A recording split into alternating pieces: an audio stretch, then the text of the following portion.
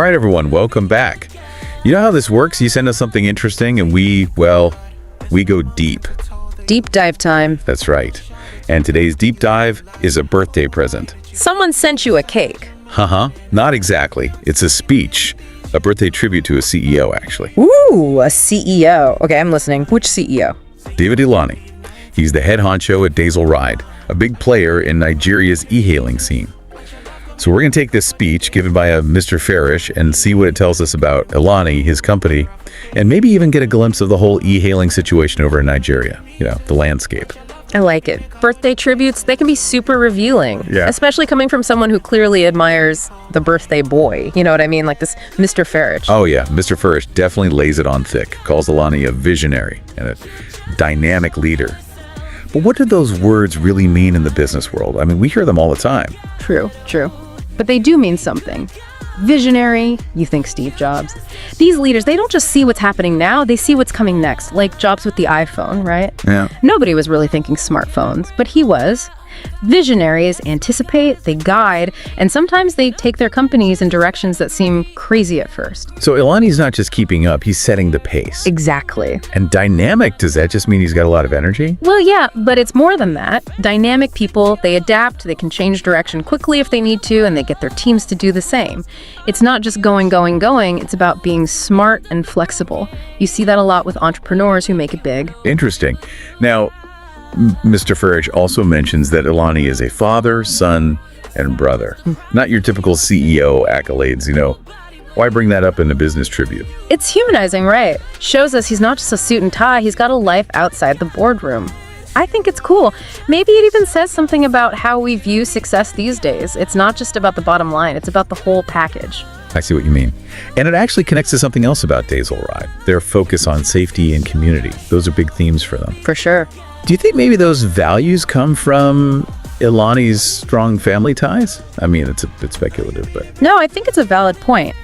A leader's personal values, they often shape the company culture. And think about it, in a place like Nigeria, safety and community, those are huge issues, especially with transportation. You're right. And speaking of transportation, Mr. Farish keeps talking about how Ilani elevated Nigeria's e-hailing landscape.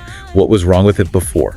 What was he elevating it from? That's the million-dollar question. We don't get all the details from the speech, but you know how it is. New businesses usually pop up because there's a problem to solve, a gap to fill. Maybe the other e-hailing services in Nigeria, they weren't reliable or safe, or maybe a lot of people just couldn't access them. Makes sense.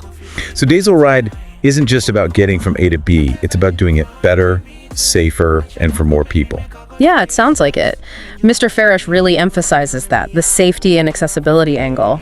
So what might that look like on the ground? I mean, how do they actually do it? Hard to say without being in Nigeria, but I'm thinking strict background checks for drivers, safety features built into the app, maybe even working with communities to make sure the service reaches everyone, even folks in remote areas.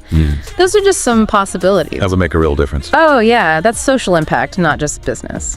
And Mr. Farish also talks about Ilani's risk-taking and dedication. What kinds of risks would an entrepreneur in this field be facing in Nigeria? Ooh, lots. Think about it. The regulations, the funding, the competition. It's a tough landscape, especially with tech changing so fast. And then you add in Nigeria's specific challenges, infrastructure, roads, internet access, that kind of thing. Plus, building trust in a new industry, that can be tough anywhere, let alone a place where maybe people haven't been using e-hailing for that long. It's a lot to juggle. Oh yeah, no doubt. So Mr. Farish is really celebrating Ilani's ability to navigate all that and come out on top. Absolutely. And there's a bigger takeaway here too, I think.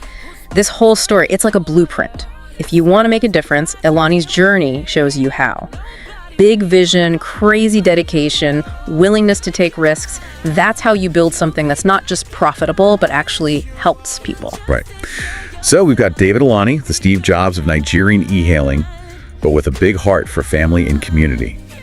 That's the picture Mr. Farish paints anyway. Pretty inspiring. It is. But it does make me wonder, what's next for Daesil Ride?